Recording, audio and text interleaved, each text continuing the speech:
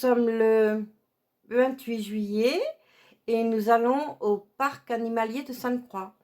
Il a plu toute la nuit, alors j'espère qu'il va faire beau. En tout cas, moi je suis parée. Allez, on y va?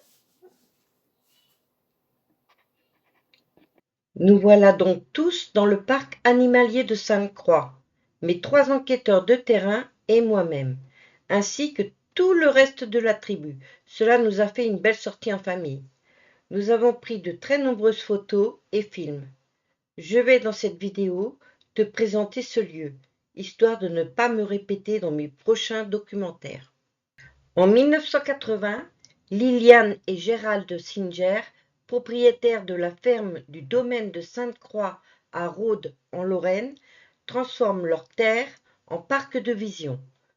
Sans aucun appui, personne ne croyant alors en la présentation de la faune européenne, le parc voit ainsi le jour.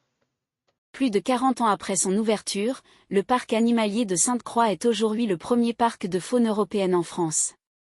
Tant par sa fréquentation, que pour son rôle de pionnier dans ce domaine. Le parc s'engage également depuis de longues années pour la sauvegarde des espèces, avec des campagnes de conservation, programmes de recherche et de conservation pour le loup en Bulgarie, et programmes d'élevage d'espèces en voie de disparition. Dans un écrin de verdure de 120 hectares, le parc animalier de Sainte-Croix vous fait découvrir plus de 1500 animaux issus de 130 espèces vivant en semi-liberté. En outre, 56 loges nichées au cœur du parc te feront voyager hors du temps, pour découvrir et se reconnecter avec les plaisirs simples de la nature.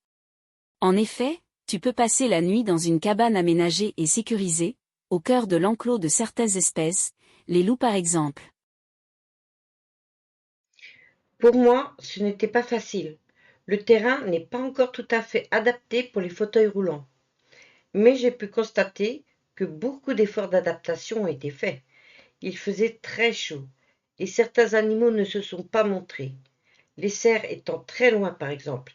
C'est un parc animalier très grand, avec un espace de jeu pour les enfants, des chèvres, les enfants adorent, des coins pique-nique, des restos rapides, des toilettes, des points d'eau et même des coins fumeurs. Je pense que Sainte-Croix ne doit pas être visitée qu'une seule fois. Car, comme je l'ai constaté, certaines espèces restent à l'ombre ou cachées à cause de la chaleur estivale. J'y retournerai à l'automne, enfin j'espère. Car il y aura, comme chaque année, le brame du cerf par exemple. Ce cri d'amour du cerf, je le trouve horrible et terrifiant, mais ce serait une expérience inoubliable. Et j'aimerais voir le lynx, les loups, les bisons, le chat sauvage. Oui, il m'en manque plusieurs. La Lorraine et l'Alsace sont très riches en parcs et réserves naturelles. Je ne te parlerai jamais de zoo, car ça je n'aime pas du tout. D'ailleurs, sais-tu comment on reconnaît un animal stressé? D'un coup d'œil on le remarque, et à Sainte-Croix, j'en ai vu qu'un seul, mais je pense que le nombre de visiteurs que nous étions ce jour-là, plus la chaleur, peuvent expliquer ce stress. Un animal stressé va tourner en rond, le long de la clôture, ou faire des allers-retours, devant sa clôture, comme un lion en cage, si tu comprends mieux. Et tous les animaux de Sainte-Croix étaient sereins. Sauf, le carcajou, appelé également, glouton. Certains même dormaient, on les apercevait. Le chat sauvage dormait, comme tout bon gros matou. Il était en train de dormir dans son abri, et, il n'en avait rien à faire de nous. Donc, dès samedi, je vais te présenter un premier animal que je ne m'attendais pas à rencontrer ici en Lorraine. Et désolé pour le retard, en étant 4 enquêteurs avec les départs en vacances de certains, ce n'était pas facile de tout récupérer, d'analyser, etc. Estelle est partie en Tunisie et j'espère bien qu'elle trouvera des animaux de là-bas à photographier. Sur ce, je te donne rendez-vous samedi afin de découvrir le chien de prairie. On y va?